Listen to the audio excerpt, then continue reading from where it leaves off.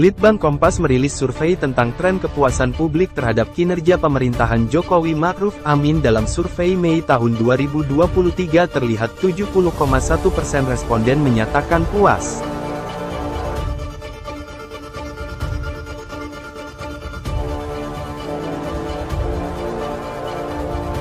Kami terus-menerus mencermati perubahan yang terjadi dari waktu-waktu.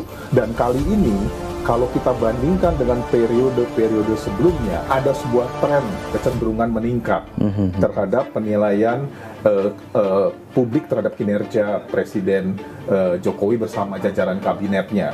Nah, paling tidak kalau kita cek dari data terakhir ini menunjukkan hampir 70,9% atau katakanlah 71% yang menyatakan puas terhadap kinerja kepemimpinan Presiden Jokowi. Dari survei bulan Januari tahun 2023, sedangkan 29,9% responden tidak puas atau turun 0,8% dari survei bulan Januari tahun 2023 dari 4 bidang yang dikaji dalam survei Bank Kompas. Dilihat dari 20 indikator dari 4 bidang tersebut, masih ada 2 indikator yang tingkat kepuasannya masih di bawah 50% meskipun meningkat jika dibandingkan survei Januari.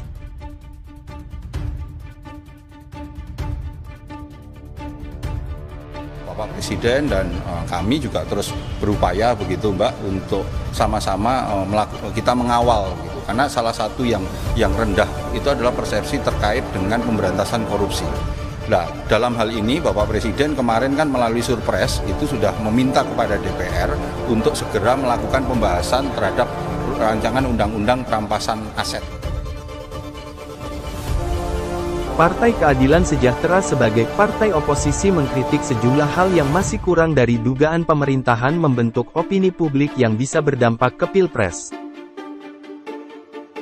Nah, ini kan sebenarnya pertama-tama kalau kita dudukan dulu ya, angka 71% kepuasan ini sebenarnya perlu diapresiasi mengingat 3 kali survei sebelumnya, kita hitung dari Juni 2022, kami kan periodik per 3 bulan begitu.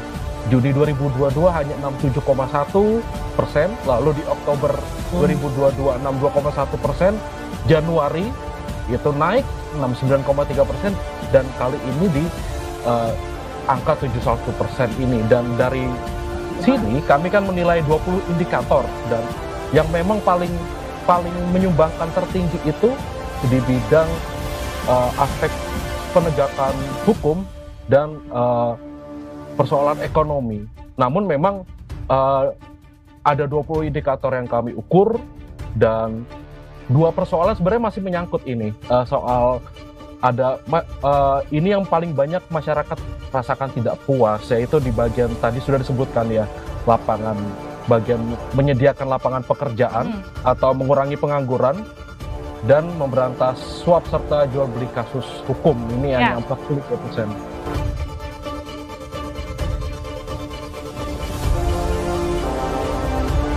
Partai Keadilan Sejahtera sebagai partai oposisi mengkritik sejumlah hal yang masih kurang dari dugaan pemerintahan membentuk opini publik yang bisa berdampak ke Pilpres. Ya, saya rasa saya tidak segan-segan mendorong yang namanya kasus-kasus hukum di BUMN.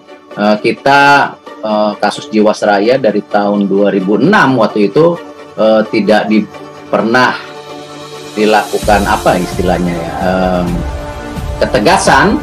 Tetapi alhamdulillah Pak Presiden waktu itu ketika saya baru jadi menteri sebulan, saya sampaikan, Pak, ini ada kasus besar Pak yang selama ini tidak pernah ditangani. Saya tidak tahu kenapa, tetapi kalau saya secara pribadi, Bapak dan saya yakin Bapak juga sama, tidak mungkin yang namanya dana pensiun masa depan para pensiunan ini dirampok.